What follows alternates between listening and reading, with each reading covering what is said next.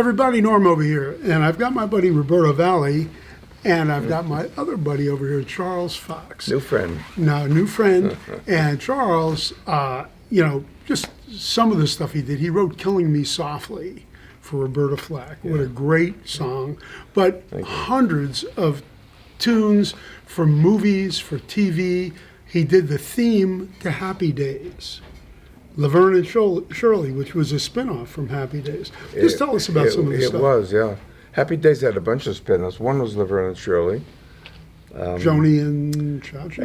I didn't do that, no, but we did a couple that, like the Ralph and Patsy show. That didn't work. Patsy. I remember that one. And we had Pinky Tuscadero, and that didn't sell. But Happy Days was a spin-off of Love American Style. Was it really? I didn't know that. Yeah, I did Love American Style. Every week they'd have 3 different episodes, and one of the episodes was once called Love in the Happy Days, and they didn't put it into a series right away. It took a number of years. After American Graffiti came on, and it's a big hit, they thought they would revisit the 50s, and that's when Happy Days came out. Well, this guy is a world of history. Tell us about some of the feature films and stuff that you've done, that people might know. Foul Play was one of the movies. With Ready to Take a Chance came from that with Barry Manilow. 9 to 5. Barbarella was one of my first pictures. Really? With Jane Fonda? Yeah. I did a lot of movies. And he's got a new documentary coming out next year called Killing Me Softly. with his songs. With his songs. Yeah. Right here. And we've been doing film festivals around the country. And now the picture will be out in April. And it turns out Roberto and Charles actually, at different times, went to the same school, right? Yeah. We just found out we're buddies, like a few years apart. A little bit apart, but we hung out in the same staircases, Yeah. in the same hallways, the same practice rooms, the same orchestra room. And you loved it, right? I loved every second of it, Yeah. man. Music on it was a great school. It's now called the LaGuardia High School of the Arts. It merged with Performing Yes, Arts. finally. Yeah. They told me I was going to graduate from the new building. No, it didn't happen. Oh, really? No, I graduated in the old, Well, we graduated actually in Carnegie Hall. We did too. You We did had too. our procession in Carnegie Hall, Yeah. and that's why I was saying Eartha Kitt was one of the speakers because Oh, I guess really? she was an alumni. But she may Yeah. well have gone to the school. Yeah. I don't know. I go back to the school that I visit. I speak to the students.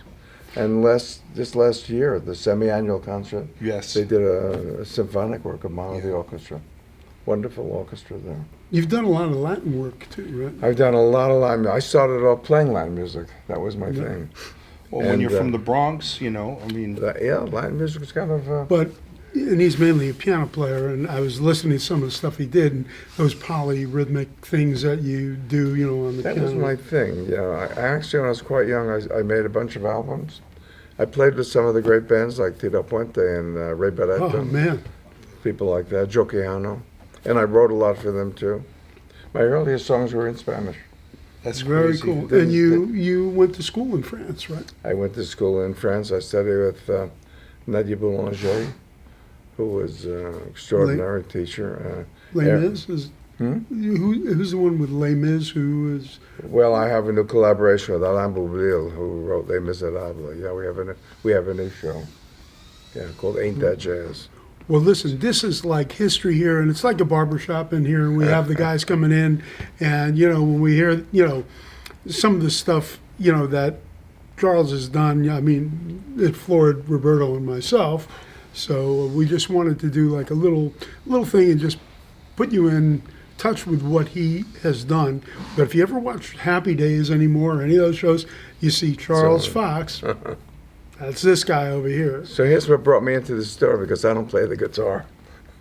But in 1976, I bought the Martin 76 model. and D76. They only made 1976, and they have little stars on the first, And I just bought it because I thought maybe I'd learn to play the guitar, which I never did. I didn't like the feeling of the fingers. I'm a pianist. So Well, don't be prejudiced just because you're in our guitar store. not precious. I love the guitar, and I love all the people who play the guitar. And he also worked with Burt Bacharach and Hal David, Well, not with Bert, no. But with I work with Hal, yeah. Bert worked with Hal. Hal, of course. I yeah. work with Hal, too.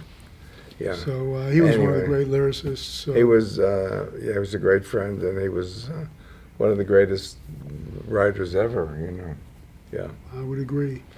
Well, Well, Charles, thank you so much for Nice, allowing us to do this little video. great Be pleasure. looking for his Enjoy. documentary, Killing Me Softly with his songs. And I saw like a little clip from it, and it is the bomb. So thank you, thank you. it's Well, really great. I'm excited about it coming out. It's going to be all over, and hope you all get a chance to see it. And now I have a reason to come to the barber shop here every time. All right. From time Well, to time. you're friends with the gang here. I like And it. so my buddy Roberto Valli over here, one of the great bass players, and the great Charles Fox. Thank you very much. Thank you. Okay. Wow. Thank you, Ed.